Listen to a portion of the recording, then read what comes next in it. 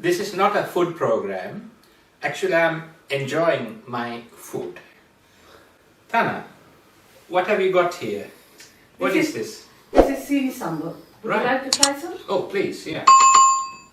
Let me see. Are these Sri Lankan products? Yes. I see.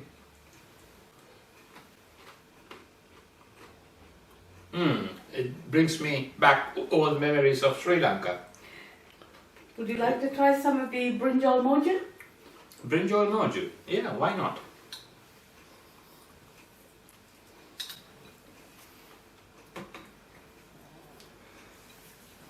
This is aubergine brinjals. How do you get this authentic homemade taste? I think we'll talk about it in our main program, but that's amazing. What's that? And some tuna achara. Tuna achar. I never had it before. It's a tuna pickle. I see. Right.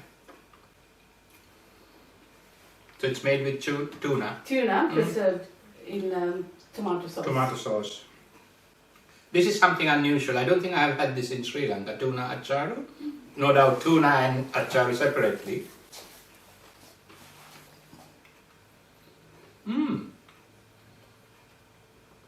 Really nice. And you have finally?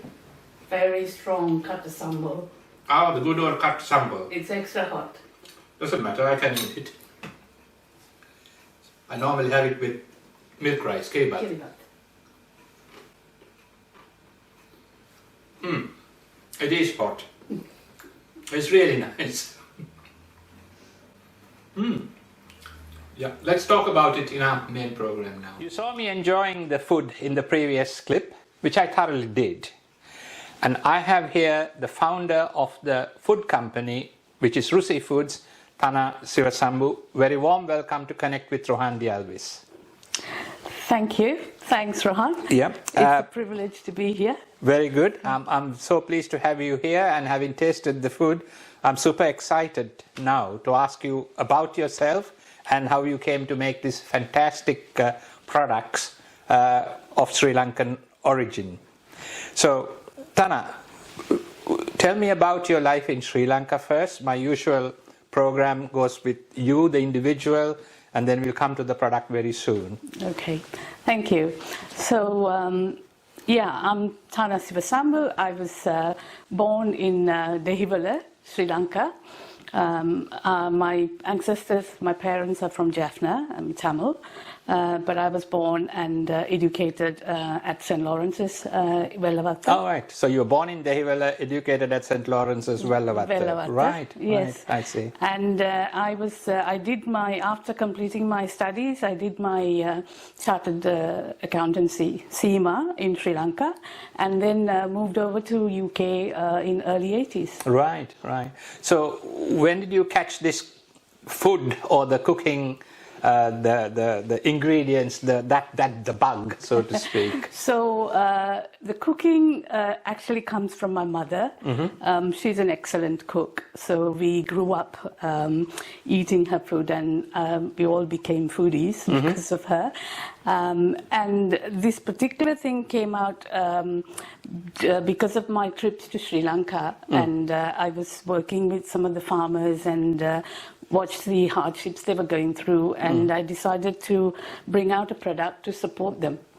Right. So is that how your brand, Rusi Foods, came about? Or tell me a little bit, or tell us a little bit about the brand, how it came about, and how you have been supporting it, and also the people in Sri Lanka? Yes. So just to give you a bit of background of my work in Sri Lanka. So it all started with the tsunami in 2004. I mean, up until then, I migrated here, was working here, didn't have much contact. So only during tsunami, because it was holidays, I just decided to pick up a call to the High Commission and say, heard this, are you all okay? You know, do you need volunteers? This was the Sri Lankan High Commission in London? In London. Right. And that call led to a lot of things. I became the contact point for the High Commission for the logistics. Right. And we did a lot of shipments of medicine and essential items to Sri Lanka, and that's how I got involved. And through which I then wanted to go to Sri Lanka to see the tsunami-affected areas. It was devastating, and that's when it all started. And I started getting involved in that, and my projects kind of grew one by one. And then again in 2009. The Sri Lanka High Commission in the UK, they took a delegation of expatriates to Sri Lanka to contribute in the post-conflict development. And I was part of the delegation, and through that we visited a lot of conflict-affected areas. And again, seeing the devastation firsthand, I thought, as Sri Lankans, we have to contribute and do something more to give back to the country. So in 2010, I set up a training center in Jaffna. Training in what? So we started training in soft skills, basically. Soft skills, so right. From the end of the conflict, a lot of new businesses and banks and companies moved into the north. And I thought we needed to have skilled staff there. So we started training people, and we worked with a lot of the new companies who came there in recruitment and training. And we used to train for specific skills like telephone operators, bank clerks, and things like that. So we were doing a lot of that work. And then through those projects, I then got involved with the women affected by war. So we were doing a handloom project and livelihood projects for women. And one thing led to the other. And then in 2012, I visited some farms. And I witnessed firsthand where they were like just running tractors over their crops because it was not profitable for them to market it. So there were tomatoes and brinjal, aubergine crops. They were just running tractors over them. So just to understand the backdrop here, there were farmers who were cultivating their lands with vegetables and fruits and vegetables. So they were destroying those afterwards because they couldn't sell them? That's right, because the cost for them to harvest and take it to market was not feasible. I see. Because of the high season, the prices were so low. I see. So it's a supply and demand issue. That's right. And they were not managing it properly. They were not managing it properly. And that's how Rusi started. I see. So these products here, are they made in the UK or the ingredients brought from Sri Lanka? Tell us a little bit about the process as well. Yes, so all the products are made and packaged in Sri Lanka, ready to market. Right. So we get them made in Sri Lanka, and all the ingredients are sourced locally, because that was the concept of the thing, so that we bought the ingredients locally, made the products locally, and it gets shipped to the UK. To the UK. Yes. So where, in geographical terms, whereabouts in Sri Lanka are these made?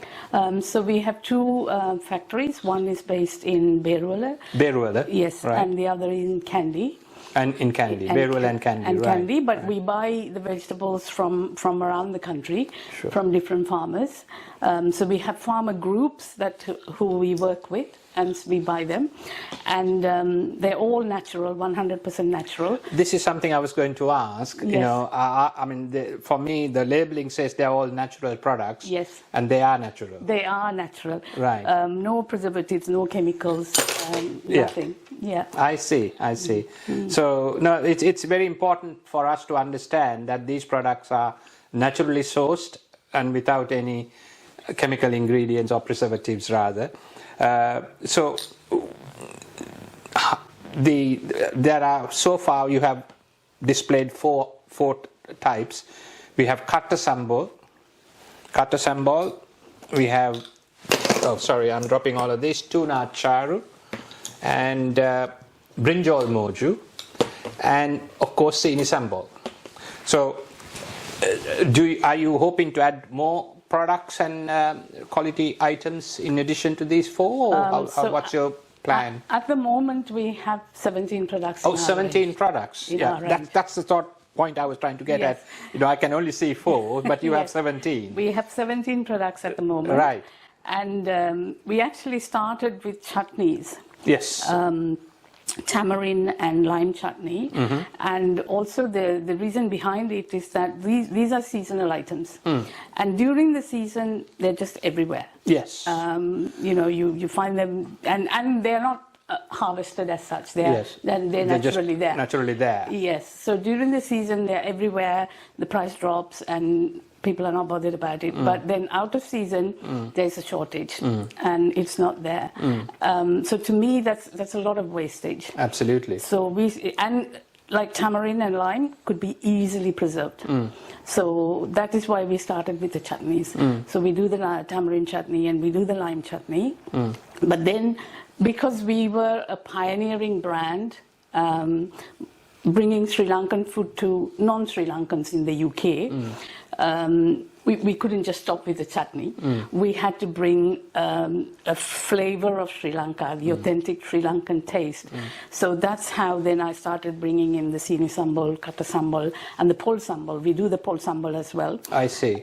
So they are like essential parts of Sri Lankan cuisine. Yeah. So being the brand introducing Sri Lankan cuisine to non-Sri Lankans, I thought it was important for us to have like our day-to-day staples. Sure. So that is how the brand came to be, the range came to be.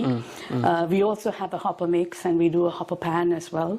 Hold on, hopper mix and hopper pan. Yes. So they complement these. Yes, that's right. Right. So, and that's also sourced from Sri Lanka or from India or? the hopper pans are sourced from China. Oh, from China, of because, course. Sri Lanka can't make them yet. I mean, they do make them. I know. They do make them, but for us to comply with the regulations the here, UK and health and safety and various. That's right. And because our market is like Amazon and some mainstream shops, we have to comply with the UK regulations and standards.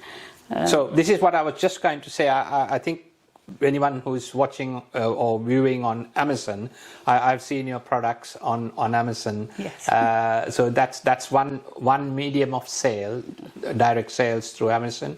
How else do you market the products from Sri Lanka, the Rusi Foods? Our main marketing platform is our own website, rusifoods.com. So it's rusifoods.com. Yes. And we have a community of customers who buy from us directly, and we also supply to distributors in the UK who are supplying to specialty food shops and delis, farm shops and so on. Things like right. that in the UK. So no, this is the thing. So I think the way I have noticed your products, they are in specialty shops and on Amazon as well as in the traditional non-Sri Lankan shops.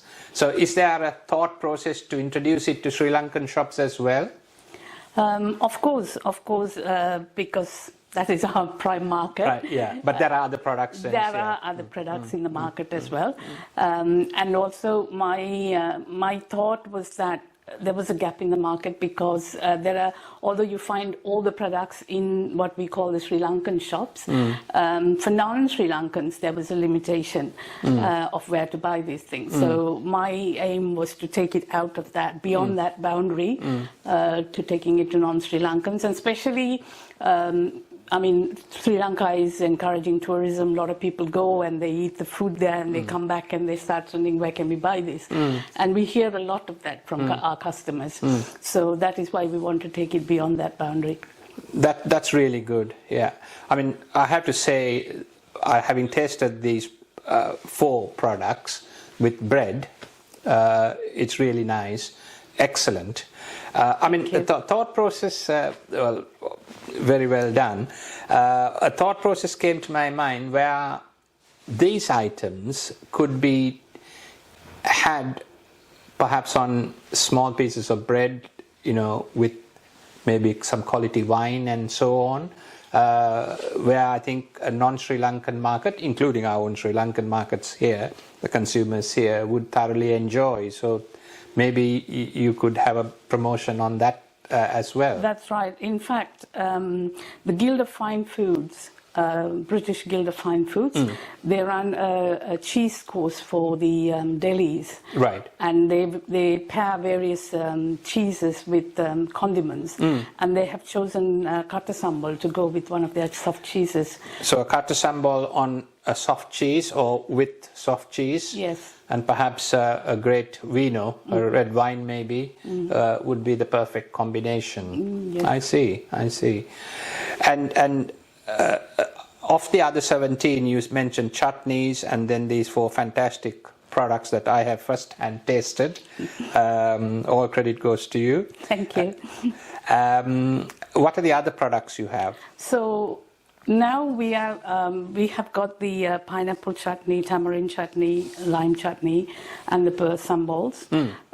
But we are now working on changing up our model, primarily because what is happening in Sri Lanka in terms of marketability and prices and things like that, and also globally. There is like food shortage and food scarcity globally. So we are actually rethinking of our model to work close with the seasonality. Seasonality, yes. Yeah. So we work, so for example, as we speak now, there is the Kolamba season. Yes. So Kolamba is grown in Anuradhapura Vavuniya district, and we have a group of what I call like gypsies. They go and they fetch, they forage, like hunter-gatherers. They go and get these fruits and they bring it to our factories and we make the mango chutney. And that is a perfect example for us on sustainability, how we do it, because we are supporting the community and we are using the seasonal fruit without wasting them. So this is an important point that you made, Thana, the seasonality or the seasonal produce, because one of the issues that Sri Lanka has in the export sector is that we cannot supply the food or the products 365 days a year. The case in point mainly, for example, is for coconut water. There are 1 or 2 large-scale companies that are able to supply, but the other suppliers aren't able to supply 365 days. On the other hand, Philippines, which has a huge coconut cultivation, they're able to supply 365 days. So this is an important point in marketing aspects and product availability. So what you do is when the season, fruits are, the produce is in season, you get them, you make them into this, and then you are able to even out the non-season demand. That's right. I mean, there are several reasons to that. Since I've got into the food industry, I've been kind of learning and reading a lot about it. And there are several aspects associated with the seasonality. One is that we are using the seasonal fruit. Yeah. We are not wasting them. And when we produce out of season, we are basically competing with the local market. Right. We, even in a very small way, I mean, we are a small company, we are an SME. Sure. But even in a small way, when we go and purchase in the market items that are not in season, that will push the price up. Yes. Which means the local consumer is affected. Affected by it, So yeah. it actually defeats the purpose of what we are doing. We want to support the country. We want to support the manufacturers in Sri Lanka. So when we push the price up, it affects the local consumer. Instead, we want to use the seasonality. That is one reason. So that's a very highlight or a high point of your product. And now source. our complete model is changing that way. So we only focus on seasonality, so to stop waste and stop any market demand price escalation in the local market. And the third thing is, I am more about natural eating, and that's why I made sure that our products have got no chemicals in them, they're natural. And more I learn about this, I think the season gives us fruit for our well-being. So we as people, we have to get used to eating what the season is giving us, the environment is giving us. Because there are different fruits and vegetables come in different seasons for us to eat that. So it's a cycle and go with the cycle of right. the seasons. Yes, so that is why we are focusing on the seasonality. And another area that I'm focusing on, I mean, my main concept and the whole Rusi started is to stop wastage, food wastage. So the other thing that we are looking at is the traditional Sri Lankan fruits and vegetables, like the tamarind, like the lime. There are various other fruits that we grew up with. You probably as well. We grew up with. There is nelly, ugrasa, jambu, kalsiambala, and what we call naval palam in Tamil. Dung. Done. Done. Done. Naval palam is done. Nelly, Yeah. they are all for the tropical environment the nature gave us for our well-being. And for some reason, we've stopped using them and eating apples and oranges. And vitamin C tablets. Yes. Instead of lime and D orange. tablets as well. And D, Yes. without the sunshine. Yes. Yeah. So what we are doing now is trying to gather those fruits and make them into chutneys or preserve them, chutneys or sauces or whatever. One, because we don't want to waste. Two, they are good for the health and they're naturally available. And we have to promote those traditional fruits and vegetables that we grew up with to our generations Yeah, to come. Yeah, so I mean, this is an absolutely wonderful, practically acceptable and workable concept that you have put into practice.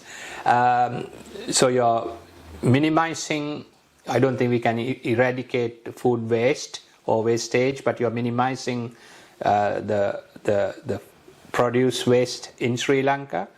Then you work with the season so that they are harvested and produced during the season and it's available throughout. And then of course from the current economy of Sri Lanka, because they are exported from Sri Lanka overseas over to markets such as the United Kingdom, that also generates foreign currency, no doubt. Instead of dollars you have GBP, the pound. So the country benefits immensely from that aspect, as well as a small to medium enterprise. So that's absolutely great to hear. So where next from here now? So it's a challenge because when customers start using, I mean, you eat the Sivasambu and then there is a demand for it. You create a demand and then there is stock out situation because there is no season. For example, the small red onions that we use for the kata sambal comes from Jaffna and the season is like February, March time. So we don't make it now. We make it in February, March. So we run out of stock. So that is a big risk for us because when there is no stock, people forget. This is the thing. Yeah. So it's a challenge for us to kind of communicating that, educating people, and sort of saying why we are doing it. And so that way, it's a bit of a challenge that we have taken on upon ourselves to do it. Yeah. So that is next to kind of communicate that and make our customers understand and work with us. I mean, yeah, absolutely. And did I not see you come on James Martin's ITV, the UK TV channel? Yes. You did? Yes. Because I remember you being featured by James Martin on ITV, which is the UK channel, Channel 3. And that was a few weeks ago. And you highlighted the seasonality, the local produce, the quality, and also the fact that it's gluten-free and those that are vegan-free, vegan adaptable items. You did. So I think he was using some of these ingredients in making the food there. That's right. That's really a great exposure to the whole of the United Kingdom and overseas. So that's really good to hear. A Sri Lankan person, a Sri Lankan produce, Sri Lankan market going international. That's Rusi Foods, and I'm privileged to have had this discussion with you, Thana, as the founder of Rusi Foods. I wish you very well and the product and the brand, and best of luck. Thank you for the opportunity, Rohan. Thank you very much. My pleasure. Thanks. Thank you and goodbye. Bye.